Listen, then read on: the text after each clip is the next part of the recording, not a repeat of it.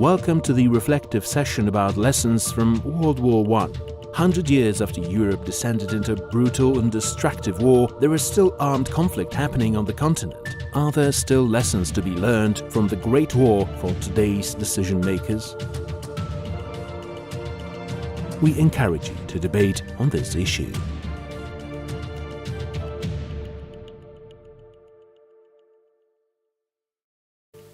Good afternoon, ladies and gentlemen.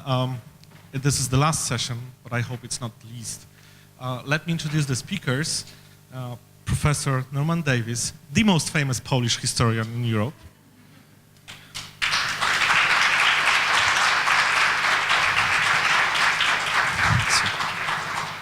And Professor Jan Zielonka, who's right here.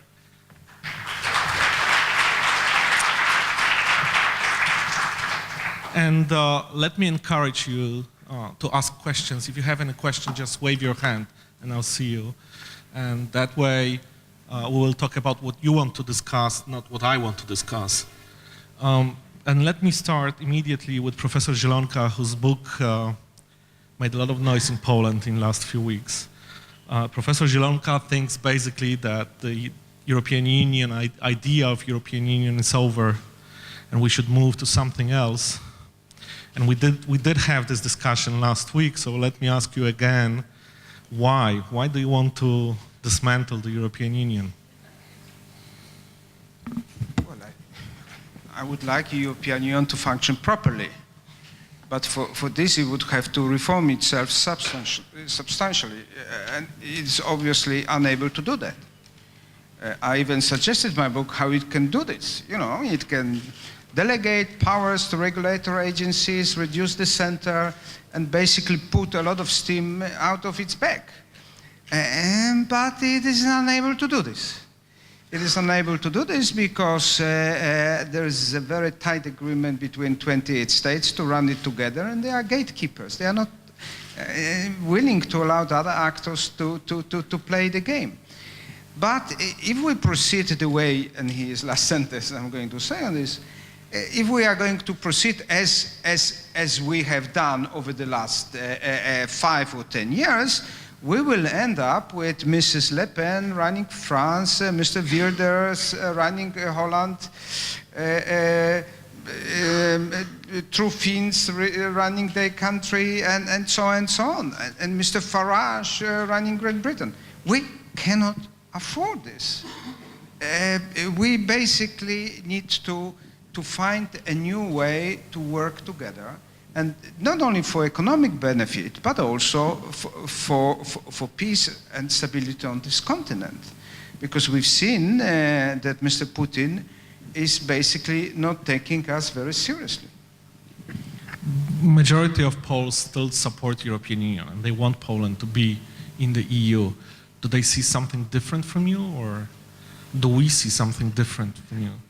Well, you know, of course, Poland is booming. If you look at the statistic over the last 10 years, the only country which registered enormous economic growth is Poland. And this has largely to do with the EU, and not just money from the EU. Also, the EU provided an environment in which Polish democracy and capitalism could flourish. But go to Greece, go to Italy, go to Berlin. How happy are they with the situation there is? You know, I came to my conclusion not by traveling to Athens, but traveling to Berlin. And I realized that they basically, yes, they say, yes, Europe, Europe, Europe. But I ask you, what do you mean, European Commission? Oh, you know, European Commission, you cannot do anything with these people any longer. You know, they're out of touch. So what you mean? You mean Parliament? No, Parliament, no. You know, Bundestag will never agree on this, and our constitutional court forbids, to take power away from Bundestag. So whom? You mean Council? No, Council, you know, 28 states, you cannot, they quarrel all the time. You know, so I ask them, so what do you mean by Europe? And they rightly say, well, we are pragmatic people. We do business with those who are willing and able. We have to sort out those issues as they arise. We cannot let them go. Well, I think they are right. But I call it Donald Rumsfeld doctrine and not Jean Monnet doctrine. Donald Rumsfeld, you remember, mission defines coalition. You remember. this is not what the European integration was supposed to be. So there is a problem here, and we have to solve it. But the people who screw it are telling us, well, we should have more of the same. Well, I don't want for Mrs. Le Pen, Farage, and others, you know, populist xenophobes, to take over the government of Europe. Professor Davies, you just wrote a wonderful book on history of Poland. I got it right here, because I want you to sign it afterwards. 30 years ago. But you just published it, yes. But I wonder if, when you look at the history of Poland and the history of Europe, would you agree that this is a moment in history of Europe that, in which something changes? We still don't know what changes and into what, but it is a defining moment for the history of the continent. Yes. I think that Jan's book is a breath of fresh air,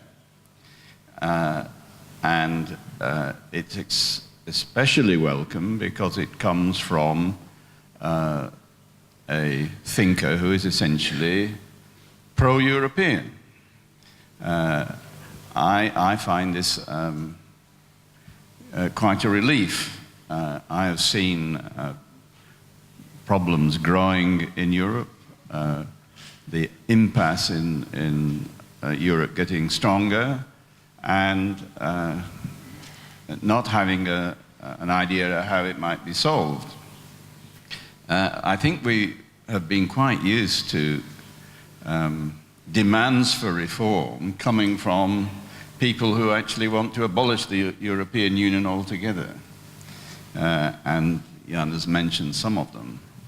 But I think that Europhiles, people in favor of the European Union, will be demanding reform ever more strongly, because without it, the project, I think, is doomed. Many observers of the European politics tend to say that this is a moment in the history of Europe that reminds them of the pre-First World War situation in Europe. Would you agree with this assessment?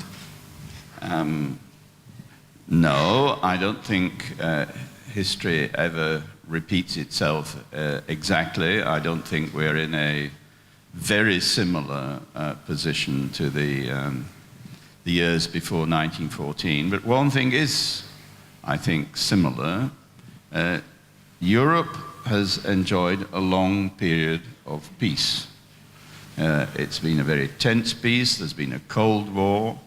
But millions of people have grown up who can't remember a major war at all.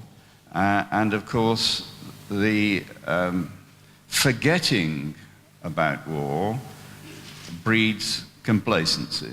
Mm-hmm. And if ever there was an example of complacency, it is the outbreak of the First World War in 1914. All the major states of Europe went to war without really considering the consequences, without having a clear idea of what the consequences might be. And of course, this is the first of my points about 1914, the law of unforeseen consequences. Prawo nieprzewidzianych konsekwencji.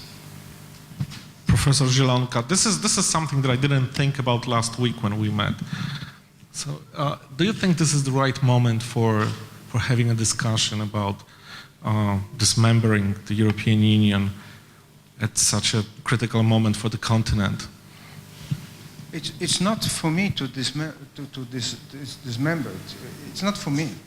I just look at the opinion polls and see that the support has plummeted over 5 years. In countries where there was enormous support for the European Union. The only country where the support didn't go down dramatically was Great Britain, because it was so low in the first place. You know, I see governments who are talking about Europe, but they are not treating it as a low-cost airline. You know, they want to fly very far with as little money as possible. Well, to fix this will cost money. It will not be cheap. And the major problem with fixing it as it is simply, you know, I'm not one of those, particularly in Britain, who believes there's 90% chance that the euro will collapse, and as Merkel herself said, you know, this will mean the end of the EU. I don't think there is 90%. But imagine there is 20% of the chance that this will go busted. Will you buy a new house, expensive one, or a new car, expensive one, knowing that there is 20% of chance that it will get busted? Will you know this? I probably said something wrong, you know. They're calling me from Brussels. This is the problem. And how long we want to wait? I mean, we will be last European elections, if this was not the proof where we are, you know, then I thought you don't need any more wake-up calls. What we heard after this? Nothing happened. We have majority in the European Parliament. Business as usual. We elect Mr. Juncker, a symbol of tax dodging, you know, as a president to lead us to New Europe. I mean, give me a break. This is for the birds. We have a first question, gentleman in the second row. There's a mic behind you. Sorry. I thought I was somebody behind the rooster. My name is Per Nyholm. I'm a Danish writer. And until early this year, I was a member of the EU Commission's so-called Cultural Committee, which were tasked with writing a so-called new narrative for Europe. It failed. And I left the committee in disgust. One of the reasons I left was, and I said it quite clearly on several occasions, there were hardly anybody listening to the Central and East Europeans. We finally managed to get one nice member from Poland, Professor Kleiber of the Academy of Sciences. Nevertheless, as I said, it failed. So I'm not uncritical, but I think, Professor Zielonka, you are wrong. And I think your attitude is, if I may say so, rather complacent. The EU will not disappear. Of that I am damn sure, because we cannot be without it. And exactly 100 years after the outbreak of the First World War, I think a lot of people, also being reminded by Mr. Putin, are aware of this. I think you are not taking into consideration that, for example, a large majority of the Europeans are still in favor of some kind of a European unity. They may not know exactly what. They may be dissatisfied, a lot of people are, with the apparatus in Brussels.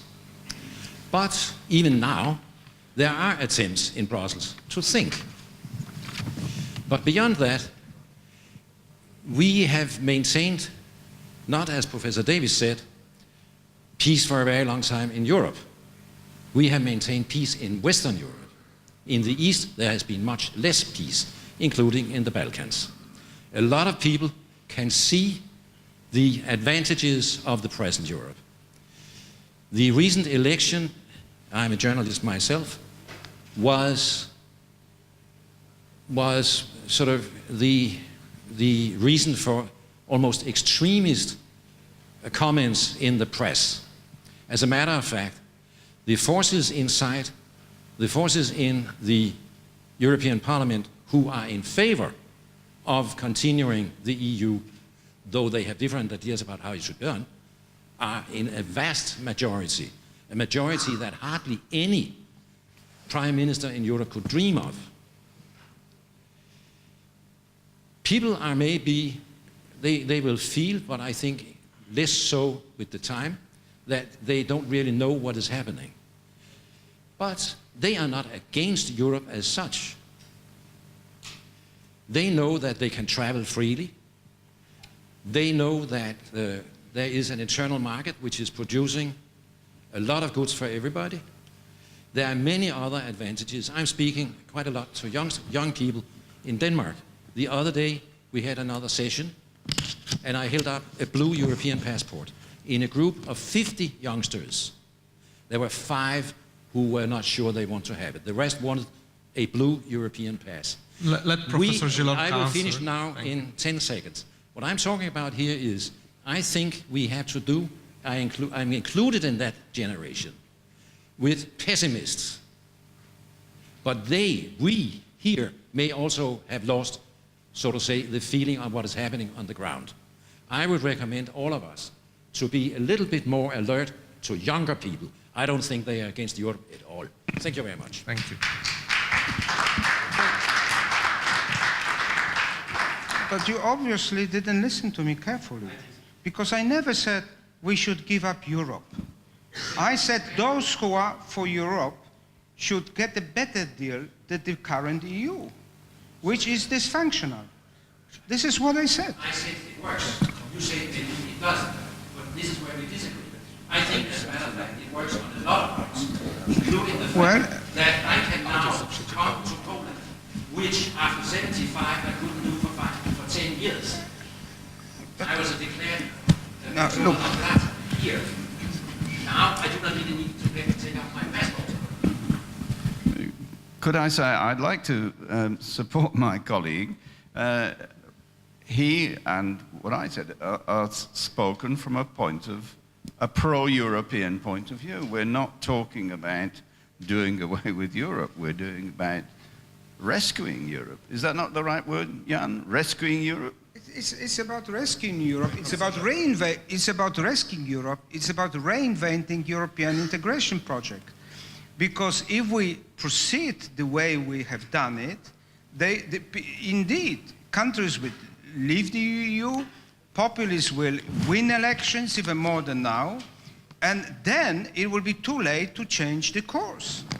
And I say, if you are a real friend of Europe, I want to have a better way of integrating. And I can give you a lot of examples for this. But I understand, look, I understand officials don't like to admit that certain things do not work. But look at issues which have been silent in different parts of Europe during last European elections, and what EU really could contribute to them. Ukraine here, in this country, this part of Europe. What has EU done to help us dealing with Ukraine? Unemployment in the south of Europe. What has the EU done to help us with dealing with unemployment? Immigration in the north of Europe. What has the EU done effectively to help us coping with this? Now, I don't want to say that this is all fault of the EU. You know, we have not just crisis of European integration, we have crisis of capitalism, we have crisis of democracy, we have multiple problems we have to solve. But when it comes to the way we integrate it, I think we reach a moment in which we lost public support for the way we go along with this. We lost trust of European elites who claim to be European, but they don't want to give Europe either money or powers.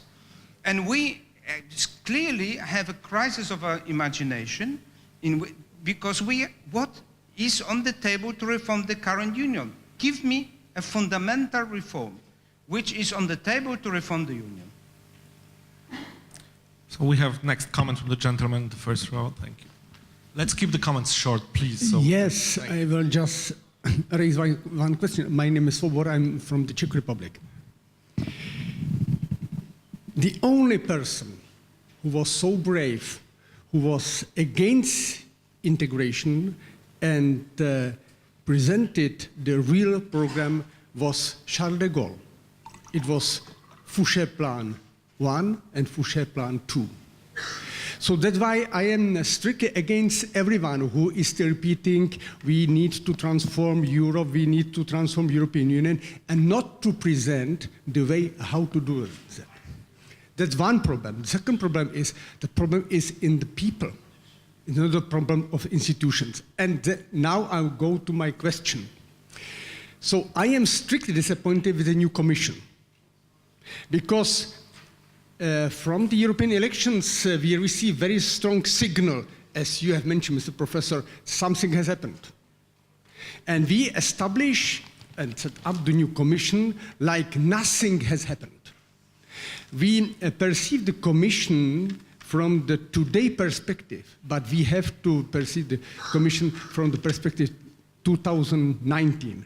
My question is, what are your perception of the nomination of your former Prime Minister as the head of the European Council? So if you believe that it is a good signal for Europe or not, or what's your expectation with that nomination? Would you like to answer this? And we let Professor Davies answer the question about Charles de Gaulle, maybe. I have nothing to add about Charles de Gaulle. I thought we were talking about 1914, and we've not quite got there yet.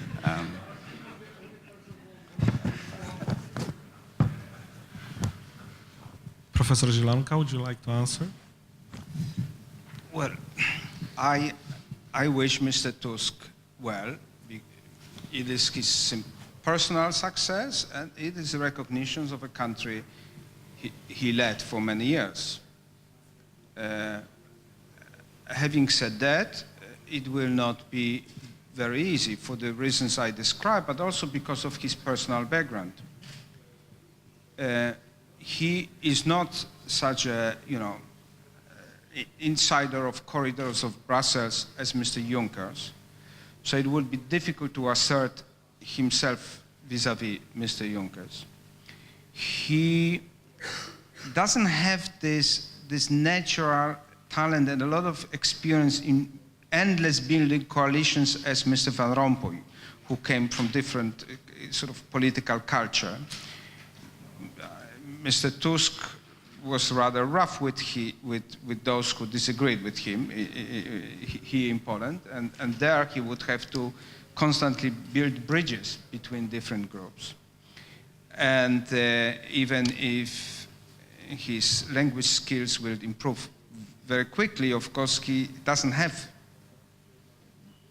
doesn't know all these languages Van Rompuy did. So, and he is very close, as I understand this, to Mrs. Merkel, but it is an asset, but in some situations liability, because a lot of countries in Europe, particularly those creditor countries, now I have got a call from Berlin, I tried to switch off this phone, but it's an old one and I don't know how to do this. So I think it will be complicated for him, but he's got the trust of his fellow prime ministers. I mean, these people, I talked to many prime ministers in different settings, in different periods. Over 40 years I studied the issue, and I concluded they don't like each other. And I know a lot of former prime ministers who for many years who have been sitting in the European Council, who thought they will become president of the Commission or president of European Council, and they failed. And I'm not going to mention names, but they were very respected politicians because they don't like each other. They quarrel there very often. And he obviously was chosen by the others. He is not somebody picked up with all respect, for instance, like Mrs. Mogherini from nowhere, yeah? Thank you. The gentleman in the first row. Yes. Thank you very much. I'm from Poland. I recently was working for the OECD, and we have this great project, Making Reform Happen. And on the first page, it says, the best catalyst for reforms is a crisis. So we had a crisis. And I think I understand what you're talking about now today. If we had such a deep crisis, and still we have emerged what you emerged, we had some governance reform in European Union. But still we have major two disconnects which worry me. One between ordinary citizens and what politicians can do or do, and between national constituencies and what they speak in their parliaments versus what they speak in Brussels. Two disconnects creates a confusing world. Land Pritchard, the Harvard professor on development, said this is so-called wicked hard problems. And my question to you is, can we simplify the solution? Euro area versus EU.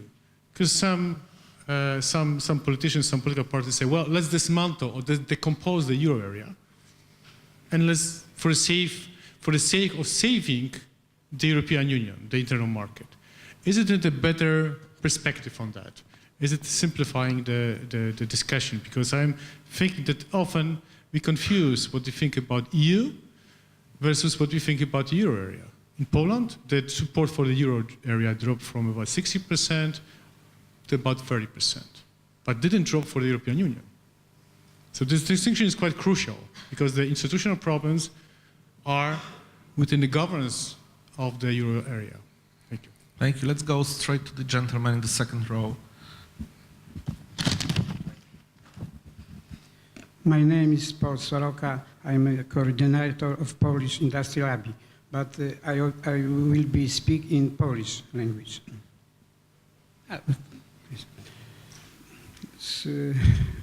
Nachodzi nas tutaj refleksja, czy historia może się powtórzyć. Wiadomo, że historia nigdy się nie powtarza dosłownie, ale na pewno skończył się okres stabilizacji, ten 25-letni po 1989 roku. Także wkraczamy w nieznane. Czy może się powtórzyć to, co się stało w 1914 roku, czy we wrześniu 1939 roku? No jest taka koncepcja pauzy strategicznej. Głosi ją na gruncie polskim pan generał profesor Balcerowicz. Chodzi o to, że pauza polega na tym, czy polega, że nie ma wielkiego konfliktu na skalę kontynentalną czy światową. Proponuję, żebyśmy to, proszę krótko, to prosimy pana profesora Daviesa. Jest pytanie, czy to, co się dzieje w tej chwili na Ukrainie, na Bliskim Wschodzie, może być początkiem końca tej pauzy. I tu tak króciutko jeszcze takie optymistyczne i pesymistyczne sygnały. Ja z gruntu jestem optymistą historycznym. To może zostańmy przy optymistycznych sygnałach w takim razie. Ale jestem też, staram się być realistą. Konflikt na Ukrainie to jest na razie tylko rozejm. Rozejm, wiadomo, to się jeszcze nie zakończyło. Gdyby konflikt został wznowiony, wszystko wskazuje na to, że może mieć dużo większą dynamikę.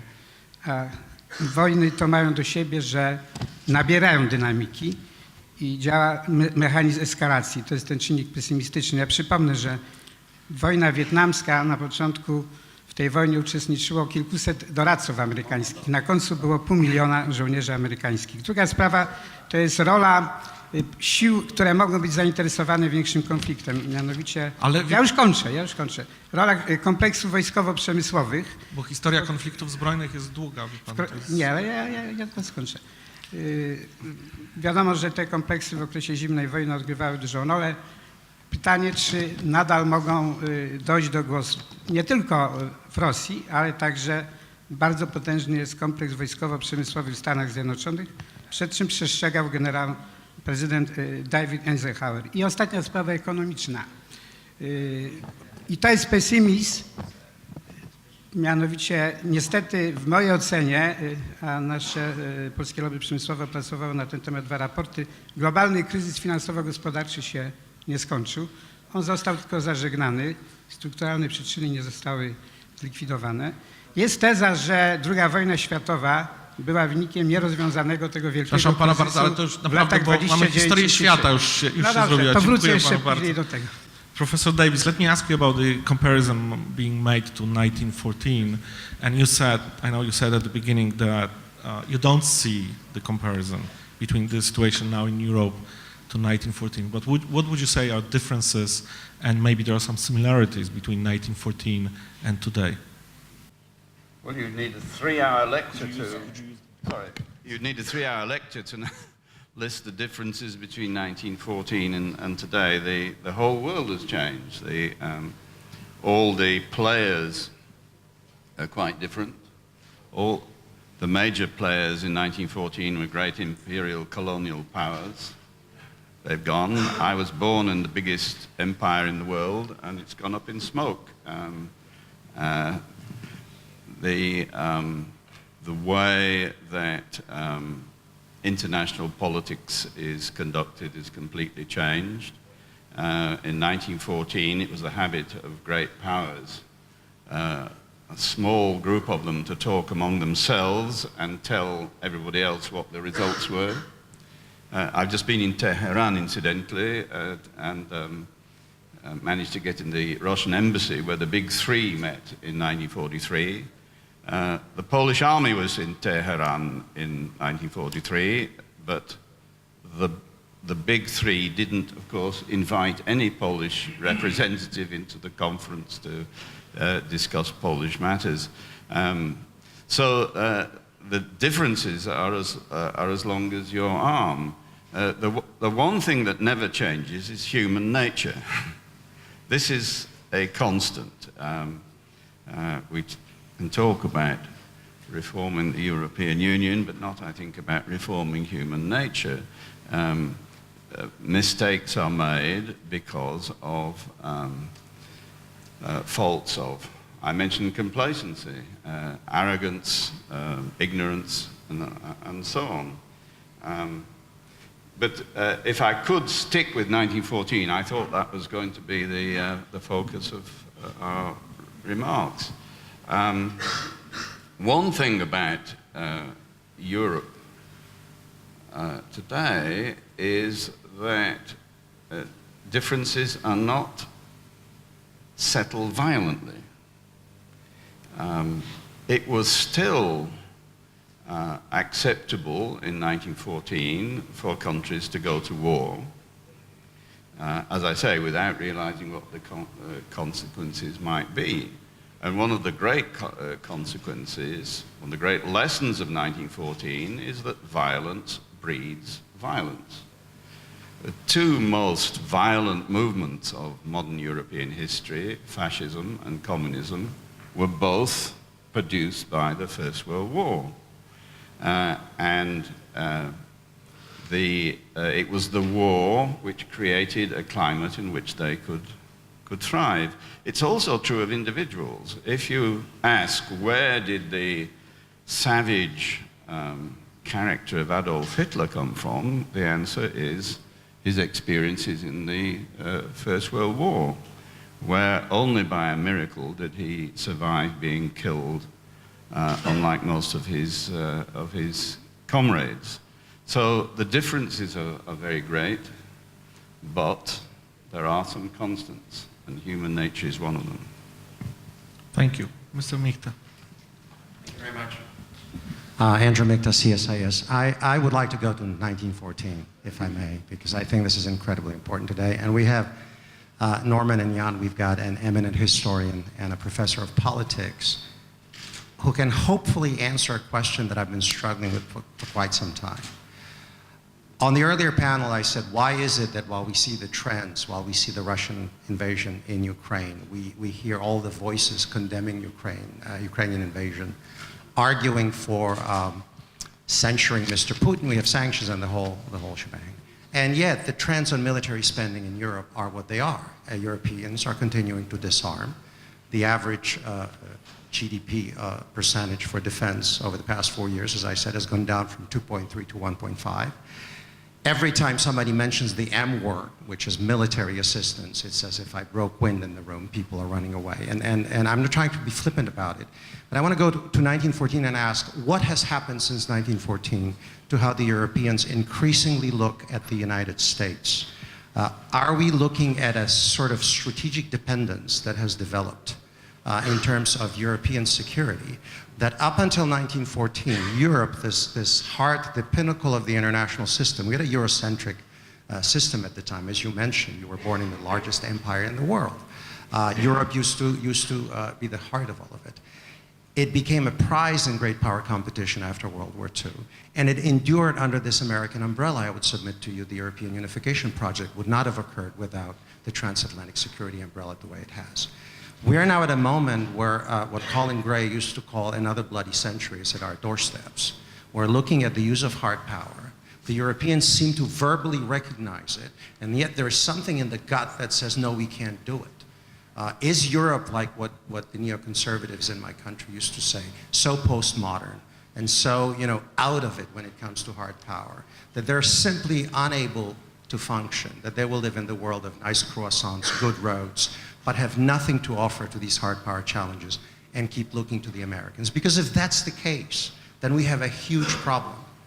Because the United States has problems of its own. And our global security neighborhood is deteriorating in Asia, in the Middle East, and we're looking elsewhere. Very simply put, as a historian and as a political scientist, why can't you get it in Europe? I'm sorry I'm pointing fingers. That we're back to a very tough, hard power equation on the northeastern periphery of Europe. And nobody seems to simply acknowledge it. Everybody's looking the other way. Thank you. Professor Zielonka first. Andrew, I have been critical about of Europe, but I may say so. The overemphasis of the significance of military power in solving problems around us should be dismissed too. I mean, America has military power never ever in history anybody had, and they couldn't fix Iraq or Afghanistan, which should be piece of cake, seeing in military terms, and some would even argue they made things worse. So there's more than military power needed to deal with problems. And as it happened, here Europeans used to be good on some things, not the hard power, but basically by creating certain rules of behavior and acting as an example for others of solving problems between countries which were at war with each other all the time. I remember during the siege of Sarajevo, there was a conference in London when somebody angrily asked leaders of the EU after you remember famous Mr. Prof saying another Luxembourg at the head of the EU, saying this is our of Europe, and this Sarajevo was leveled with the ground, and somebody angrily asked him or somebody else, so why haven't you saved Sarajevo? And he said, well, we haven't, but we didn't go to war over Sarajevo once again. And this tells you something about the nature which Europe, deals with its security problem. They have sorted out problems among themselves. Even if EU tomorrow is out, I cannot imagine Germany will march to regain Alsace. Russia was not part of this equation, and this confronts, of course, Europe with a serious problem. Plus, the economic crisis basically eroded its sex appeal, and the way periphery today, peripheries we say in the south, they call it in a very, very strange way, pigs, show how divided we are in a way in Europe. But we have different sort of problems than we used to have before the First World War. But this, and here 100% in line with Professor Davies. First, this doesn't mean that war has ended on this continent, on the contrary, and this doesn't change human nature. But the times and technologies have changed. Look, just only technologies. Nuclear weapons, internet. We just had a big conference of cyber war. Who would think about cyber war in 1914? It's a different ballgame. Professor Davies? We started with the United States. Obviously, in 1914, the United States wasn't active, only appeared on the scene in 1917. The United States then rejected the League of Nations, which was the child of the First World War, so we had another 20 years. And it's only as a result of the Second World War that the United States took its rightful place as the world's greatest power. But what happened in Europe in conjunction with the United States after the Second World War is that the security organization NATO was separated from the economic organization, the European Community, now the European Union. And this has had, I think, some baleful results. When the Cold War ended, NATO, as it were, had lost its 40-year mission. But the European Union was still left worrying about other sorts of things. The European Union, I think, has developed a certain culture, psychological culture, where it closes its mind to half the problems of Europe. It's not its business. And we've seen this extremely feeble attempt to create a foreign international service as part of the European Union. I'm sure this is one of the many institutions which needs reforming. But I think my main comment here would be that NATO and the European Union have both to be reformed in tandem. And so far, I don't think we've seen any signs of that. Sure. The Americans versus Europeans fight is No, on. just a two-finger integration to Jan, because I want to make sure you're not misunderstanding me. I don't want you to kind of put me in this cliche, you know, the Americans, hard power, the Europeans. This is not a Kagan argument. First, I would take issue with your argument that when you gave the example of Iraq, that somehow military power failed in Iraq. Military operations succeeded in Iraq. It was the failure of politics and design that the administration put in place. That's what we're dealing with, both the Obama administration and the Bush administration. This is equal opportunity stuff, so I'm trying not to split hairs. I am not arguing for an either or, Jan. I am arguing for together with. When you tell me that the Europeans have created this set of institutions, then I'm thinking, okay, so we've got a wonderful kind of role reversal. You've become neo-Wilsonians now. You live in this normative environment where institutions are supposed to drive interaction and whatnot. But to quote another great man, you may not be interested in the revolution, but as Mr. Putin has demonstrated, the revolution is interested in you. And if you do what Norman says, which is the Europeans simply willfully ignore the other part of Europe, they're saying, this ain't our business, okay, we're going to leave. Fine, we can play that game and say to the Ukrainians, tough luck, buddies. You are on the other side of the equation. Deal with it. Historically, the Russians ran your show. They've controlled you. Come to terms with it. And I hear those voices in the US all the time. This is Rand Paul argument. This is a strain in American discourse. But my point is this going to end there? And I think one of the problems that we have, that's why I think that you're absolutely right. We need to reform both the EU and NATO, because they're complementary in many, many ways. Is that if Mr. Putin continues to do what he is doing, not just upsetting the normative framework of transatlantic community and how we do business, but actually physically moving on, Moldova, pressure on the Baltic states. We can build nightmare scenarios, and trust me, people in the Pentagon are doing this. Then what? I think our problem, this is my last stump speech, I'm not going to say another word. I think my problem in our conversation with the Europeans is that we are creating caricatures of each other. Bob Kagan saying the Europeans are these Venus-like creatures, you know, living in this paradise of norms, and they're completely disengaged.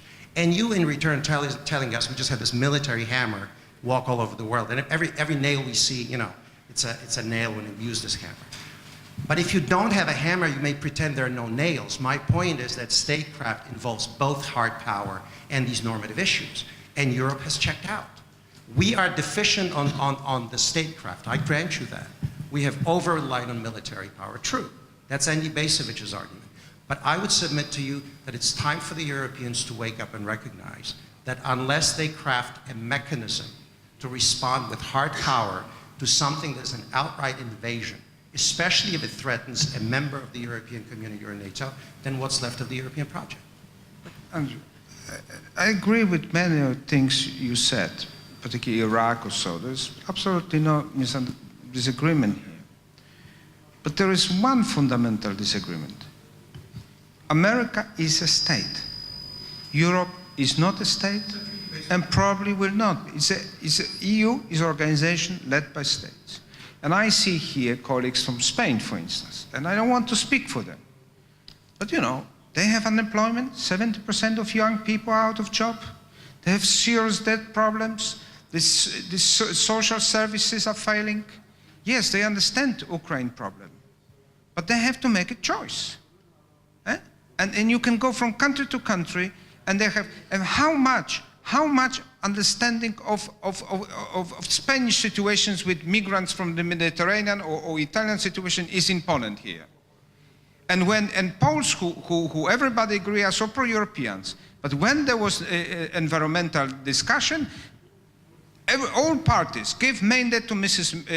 Collage to go and to veto any deal possible which would stop us, you know, breathing as much as carbon dioxide we wish. This is Europe. We cannot compare this with the United States, which is not just a more coherent cultural unity, but it also has a democratic mechanism for aggregating diverse interests. We don't have this in the EU, and we have to live with this.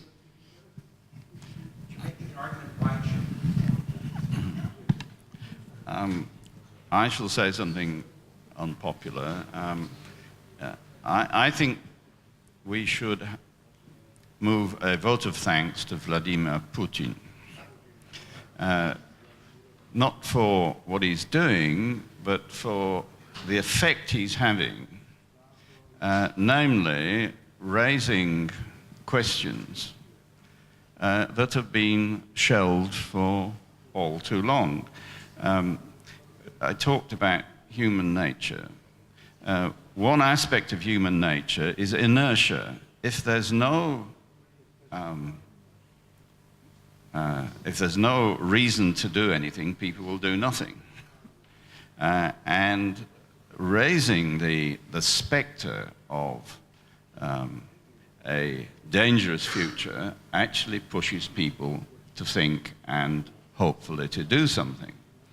And I think the European Union, for far too long, has been in a state of inertia, of worrying about petty problems of its own and not looking at the wider scene. I should add that, to go back to 1914, there was a long period of an arms race, there was a long period of rising tensions, which need not necessarily have led to war. The fault of 1914 was the opposite of inertia, namely impulsiveness. People did not exhaust the possibilities of diplomacy. The British in particular were very much at fault here. They gave the impression to the French that they would fight, and they gave the impression to the Germans that they wouldn't fight. And I think there was one reason for the Germans' miscalculation. But the general problem is that when there are dangers, people wake up and begin to think. And I think that is the moment we're at now. Ukraine is drawing people's attention to the fact that this comfortable life we've lived for the last 25 years is not necessarily endless. Let me ask you, Professor Davies, about Russia. When you look at Russia today and the imperial awakening of Russia, whatever we call it, As a historian, are you surprised by seeing this or not?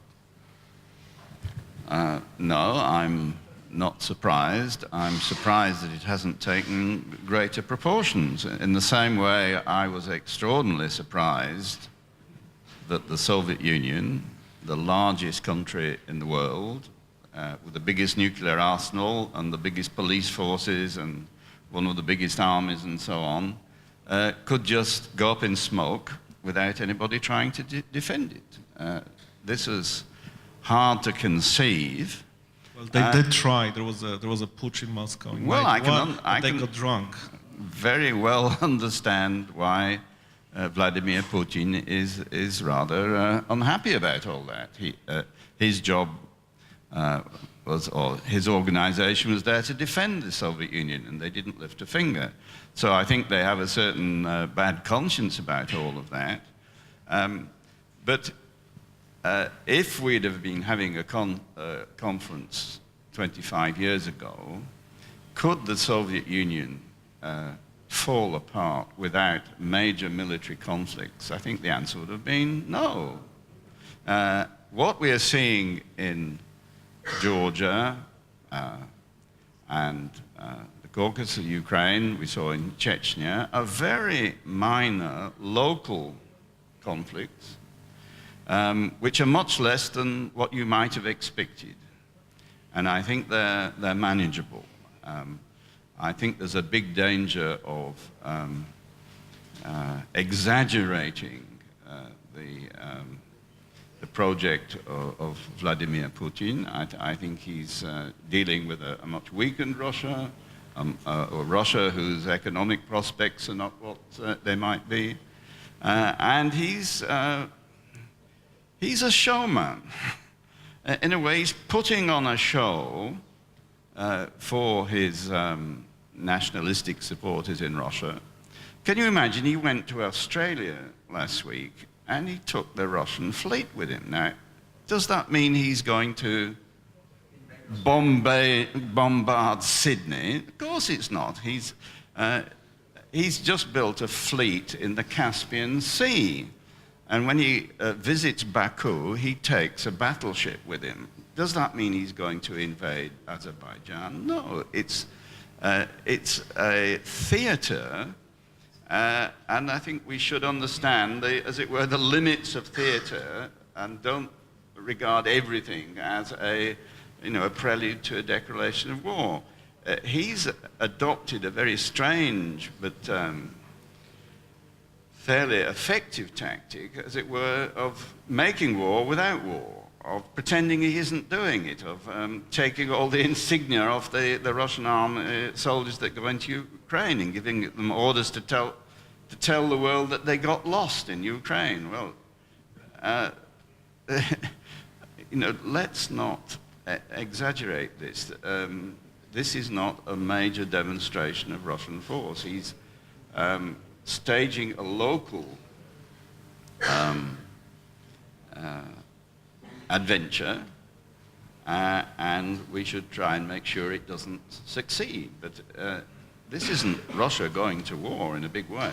This is part of his political theater. The gentleman at the very end of the room. Thank you. Dziękuję. Nazywam się Marek Sariusz-Wolski, jestem z Warszawy, to jest miasto w centralnej Polsce. Mam dwie uwagi do ostatniej wypowiedzi pana profesora. Różnica między 1914 a 2014 jest jeszcze taka, że wówczas społeczeństwa czekały na wojnę. I to zarówno Francuzi, jak i Rosjanie, jak i Niemcy w szczególności. Oddziały były żegnane z ogromnym entuzjazmem. Wszyscy wierzyli, że na Boże Narodzenie wszyscy wrócą.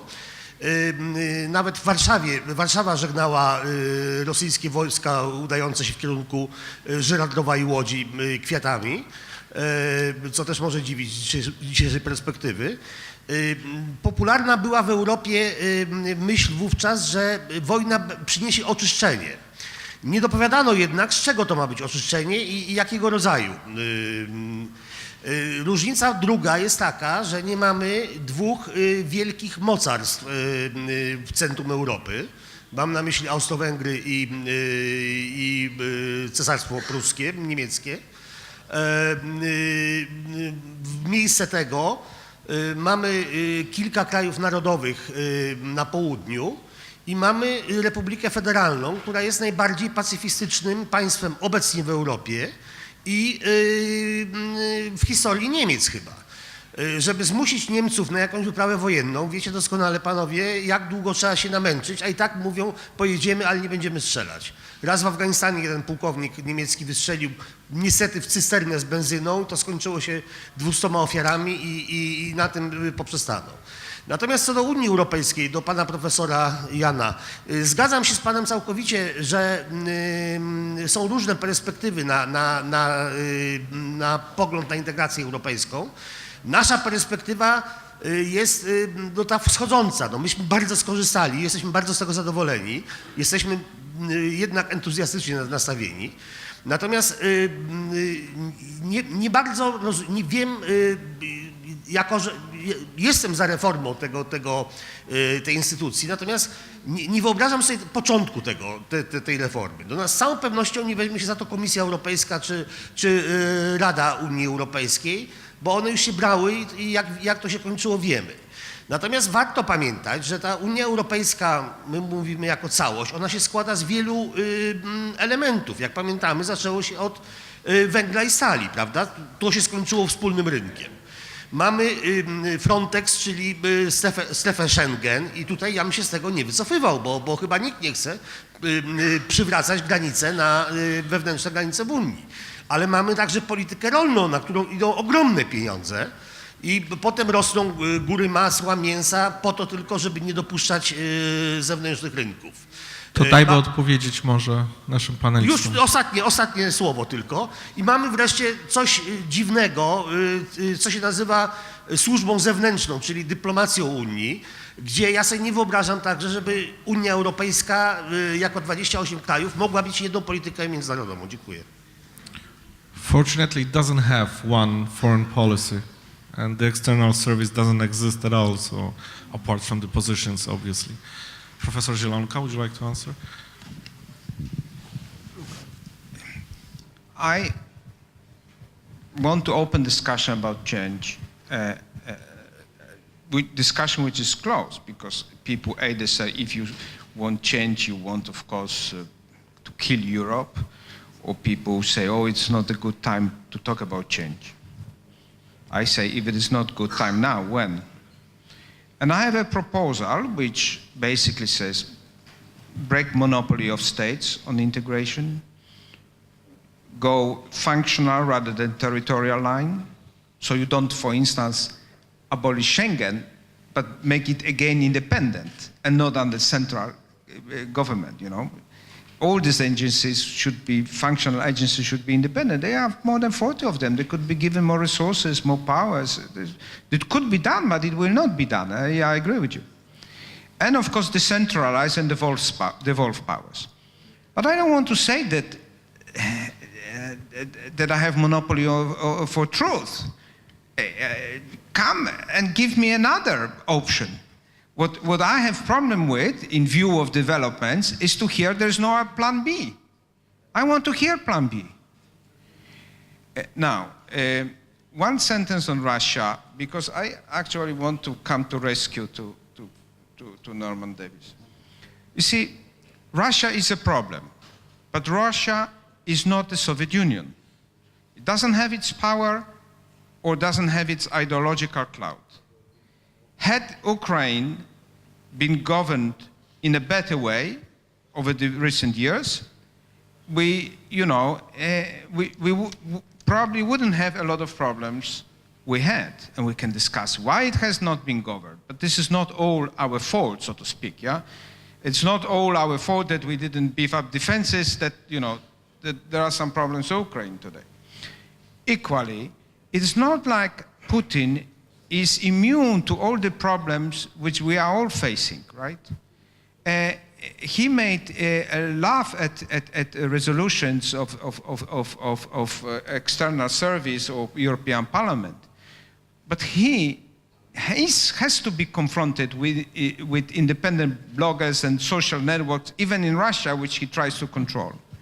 He made laugh at our sanctions, but he has to take into consideration, since he entered a market economy, you know, the flight of the capital and reactions of markets to his commodity prices and so on.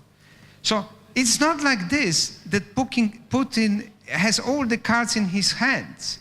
He has constraints as we have, and we have to cope with this. But I'm the last one who would suggest we have now all, to buy ourselves a uniform, live in the bunker because there is this autocrat Putin using military force. We have to conquer him.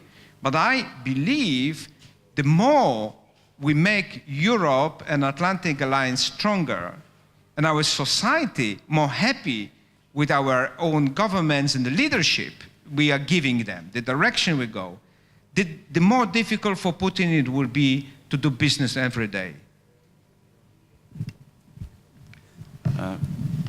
Thank you, Jan. I would like to say a bit more about this question of Russia, but draw attention to one of the features, not of 1914, but of the end of the First World War, where one country, Germany, was made solely guilty for the whole conflict. This line of thinking, if you like, the victor's argument of saying that the defeated enemy was solely responsible for the consequences of the war, is a very dire thing.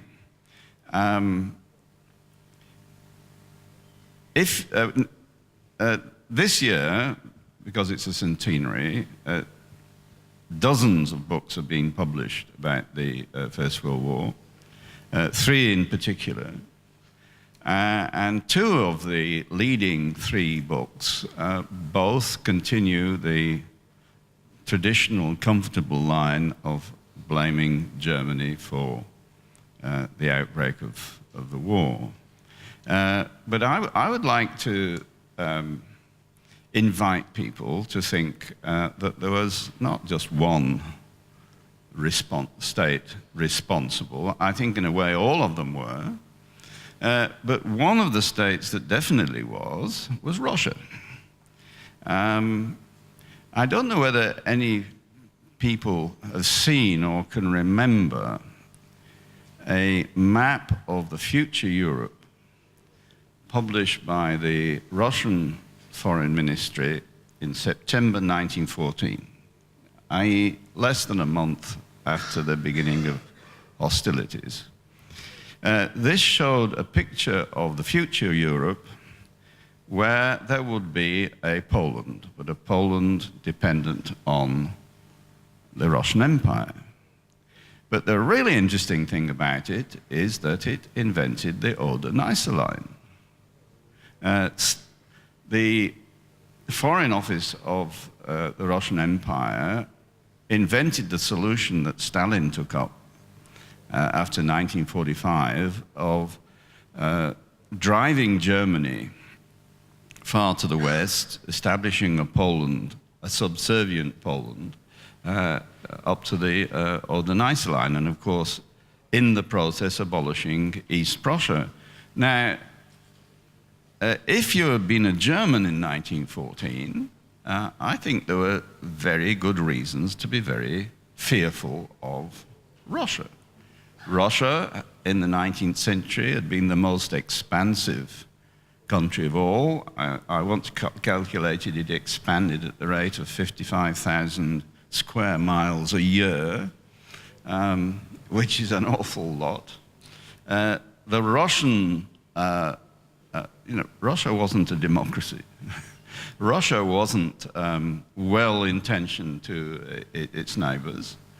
And in order to understand what happened in 1914, I think you have to take this Russian factor into consideration. It isn't done, just as the Russian element in the Second World War is very usually passed over in the West, because Russia was an ally of the victorious nations. We need a revision, I think, of views of 1914, just as we still need a revision of views of the Second World War. Thank you. The gentleman in the first row. Right there. First here.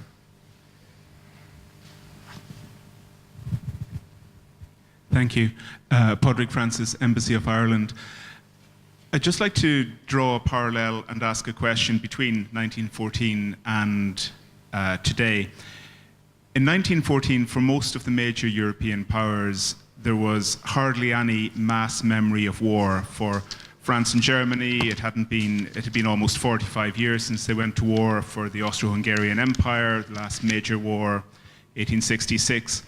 For the great powers, including the United Kingdom, of which Ireland was then a part, war was fought by small professional armies very far away. And indeed, even for Russia, wars were fought near Korea, Central Asia, or the Balkans, outside of the country proper. And now we have a European Union, which we often forget was founded in order to prevent war in Europe. It wasn't about wealth, prosperity, democracy even. It was about stopping war in Europe. And I wonder, are we in a very similar situation now where the European Union has become the victim of its own success because there is hardly any mass living memory of war in Europe? And perhaps one of the reasons people are so discontented with the European Union is they have forgotten why it was founded. So that's my observation of a parallel. I'd like to ask if you agree that the problem we face is one of a failure of historical imagination. And then my question is, how do you think we can address that, if we can address that? Professor Zielonka, would you like to answer? Thank you. And then Professor Davies. It's true, but there are other factors here too. You know, there was no major war between old protagonists, as some other, I think the Danish diplomat yesterday said. We used to fight regular wars with Great Britain and Sweden.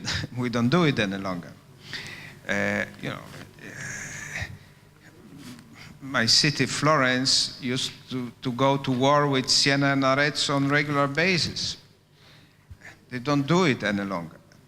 You see, conflict changes nature and the way they evolve.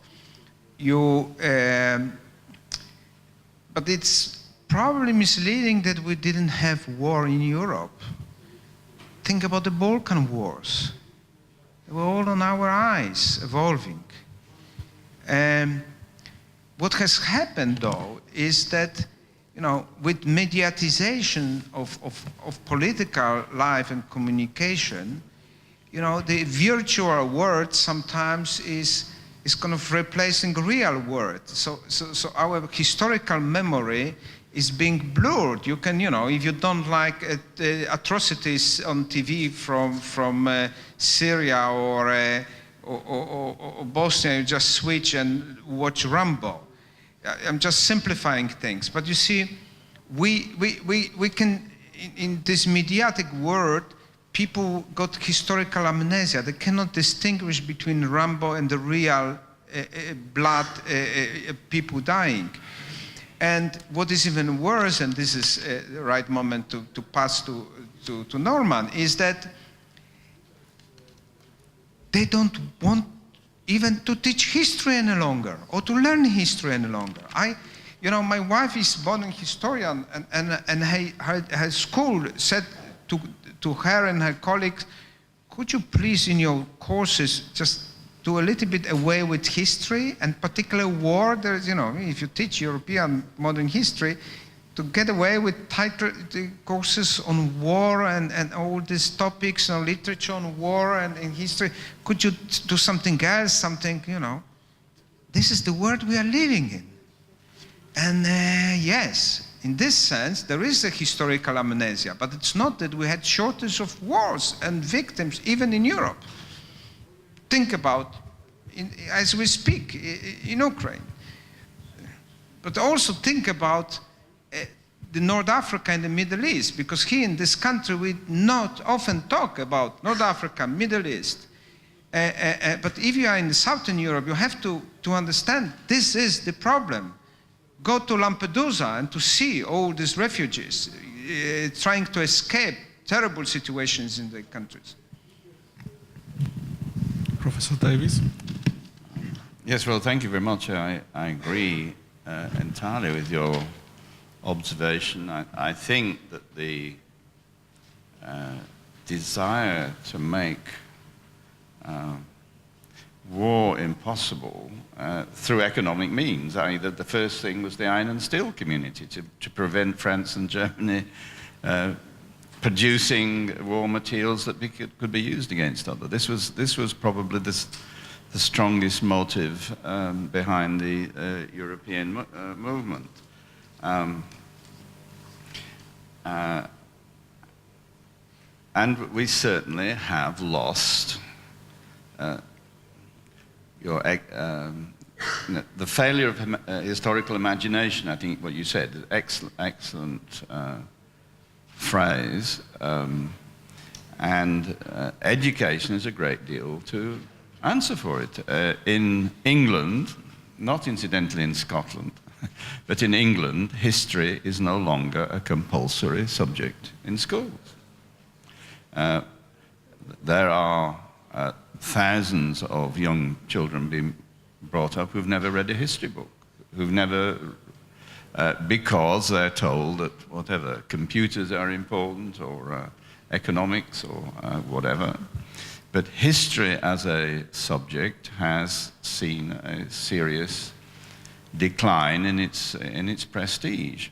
At least in formal terms, I'm pleased to say that people still buy history books. And I think it puts a particular burden on working historians to produce books which answer the need, the hunger, which is clearly there. But I think this is, I talked about political culture. It's the lack of historical memory is a major factor in our time. If I dare raise the name Mr. Putin again, I think one of the big problems in the conflict to Poland's east is the unreformed nature of popular history in Russia. Putin has a historical narrative which hasn't changed much, certainly in his lifetime, certainly in the second half of the 20th century, a mixture of great Russian chauvinism and old-fashioned Soviet ideology. Donetsk, of course, was the great fortress of the five-year plans and of Soviet ideology. And we are faced with a leader of a very large country who has a very poor grasp of history. He certainly doesn't know much about the history of Ukraine. I think he'd be amazed if anybody told him that Kiev used to be ruled from Krakow. I'm sure nobody's ever told him such things, or that the Grand Duchy of Lithuania at one time was bigger than the Principality of Moscow. Ukraine has a very different history than the Muscovite state, but It's something that hasn't got there. So these historical questions are very deep and very important. They affect the way that political leaders act. And to have no historical imagination for a political class is like an individual having no memory. If we don't remember what's happened to us before, we can't think what to do now. And this is probably a good analogy for the present situation. And we have time for the last question, and this one, gentleman by the door, I'm sorry. Yes, the gentleman in glasses by the door, yes. Thank you. Thank you. I'm Agustin Nuño, the ambassador of Spain. Thanks to Professor Zielonka for having reminded us that, well, geopolitics is important, but sometimes the maintenance of the economic sustainability of a country is as important as that. But anyway, on the teaching of history, I remember that when I lived in Washington, posted in the embassy, my children attended American schools, and there was no chronology in the teaching of history. They were reading about Bismarck and the Franco-Prussian War, but didn't have the slightest idea that Napoleon Bonaparte had lived decades before and not a couple of years before. So, and in many of our countries, including the US, for example, many people still think that not only that Elvis is alive, but many other things, black helicopters flying. So, he just went home, you know. And another thing I wanted to remind the audience here, and I'm not, please don't misinterpret me, because I'm the ambassador of a country allied to the United States, and my father was an American citizen. But the United States has been one of the most expansionary countries on earth. Professor Davies was mentioning the statistics, square kilometers added to the Russian Empire for years and years on end. Ask the Mexicans what happened with when you were neighbor with the United States not so long ago. I mean, they lost half of the territory. Ask the Nicaraguans, ask the little brown brothers in the Philippines. So I mean, everybody has its dirty history behind, and of course we live in Europe under the American nuclear umbrella. We are safe because of that. But, I mean, we could also make comparisons that would remind us that big powers, superpowers, empires behave like superpowers. And we are all here, I mean, diplomats, protecting the national interest of our countries. And we have created a European Union, NATO. That's all very well, but my mandate here, first and foremost, is to protect the Spanish national interest. It's not protecting Europe. Of course, I have to abide by the rules and regulations of the European Union. I have to coordinate with my fellow ambassadors. I cannot do anything that goes contrary to European Union guidelines, but still, this is a country of a world of sovereign states. Thank you.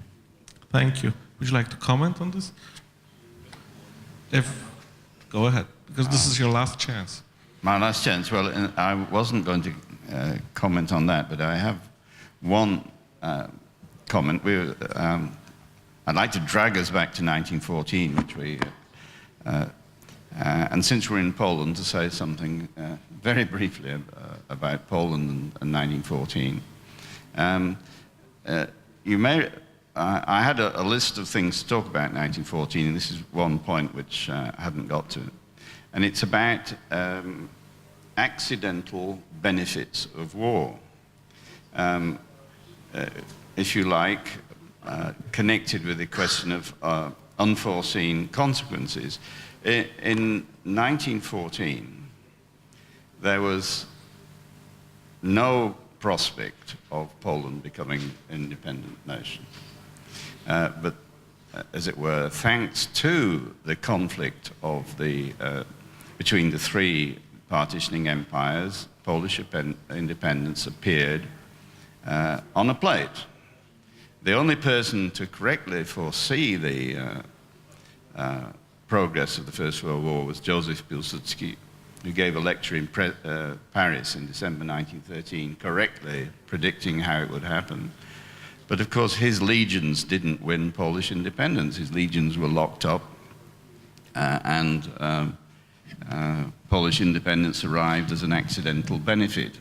As indeed did Ireland, is another very interesting question. In 1914, the prospect of an Irish Free State or an Irish Republic were very remote indeed. But because of the war, they came out. And of course, one of the other surprises of the First War were the role of the Bolsheviks. In 1914, the Bolsheviks were an absolutely marginal group, even among Russian socialists.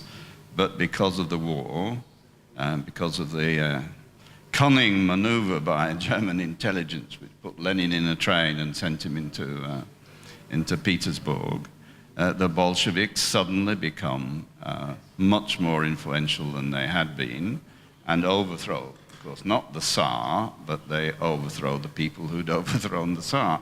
But these are all accidental benefits or accidental consequences, which people who think of wars ought to take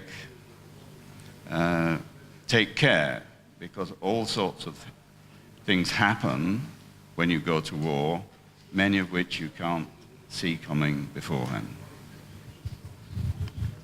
I only, at the end, will say a few words to my Polish compatriots.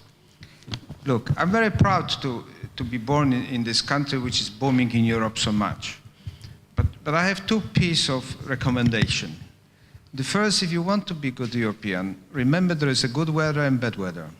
You've got a good weather now in economy, but try to have some understanding, if not solidarity, for those who have bad weather in the economy. I'm really astonished by sort of pejorative comments of a lot of commentators here about the South, lazy Southerners don't know how to run their economies. Well, this country, I live long enough, was one of the most indebted countries in the world. And most of the debts have been forgotten or just rewritten. And if tomorrow weather for you will change and want solidarity from others, you have to be solidary with their problems today. And the second is, in Europe of 28, or from Ukraine to the Atlantic, in Mediterranean, we have to learn about each other desires, problems, concerns, and dreams. How many of you here, my compatriots, have been in the south of Europe talking about Mediterranean problems, for instance? How many of you have interest? And then you are sometimes surprised that people come from Greece or Italy have little interest for Ukraine. We have,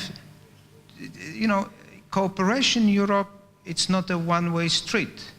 We have to talk each other, we have to understand each other, and not to be good European if it works for us, but go and veto things if we think Europe doesn't suit our needs.